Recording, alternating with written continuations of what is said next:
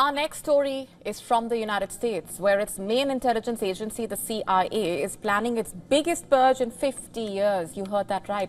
The U.S. Central Intelligence Agency has moved to dismiss 21 CIA officers. These are officers who work on diversity, equity, inclusion, and accessibility programs, or the DEIA.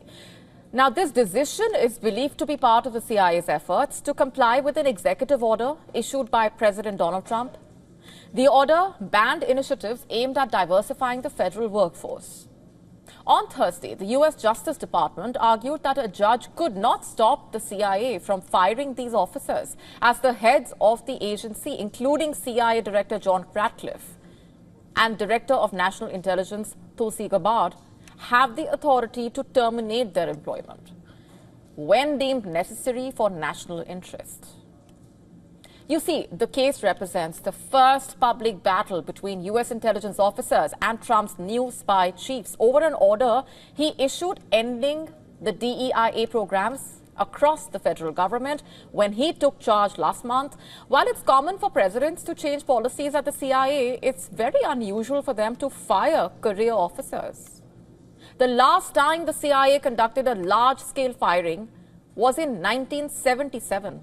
That's when President Jimmy Carter had ordered the agency to move away from covert action. Stansfield Turner, who was a CIA director at the time, had moved to fire 198 officers involved in covert action. But even that downsizing in 1977 reportedly spared some people who were close to retirement age. The U.S. Justice Department is challenging a lawsuit filed by some affected officers who are seeking to prevent their dismissal. In fact, the officers had been placed on paid leave shortly after Trump's order was announced, reportedly. And they were recently given ultimatums: retire by October 1, resign effective immediately, or face termination. The Justice Department asserts that Ratcliffe and Gabbard are legally allowed to fire these employees, arguing that the plaintiffs did not provide enough evidence to support their case. They also emphasize that intelligence officers are not protected by the usual civil service rules.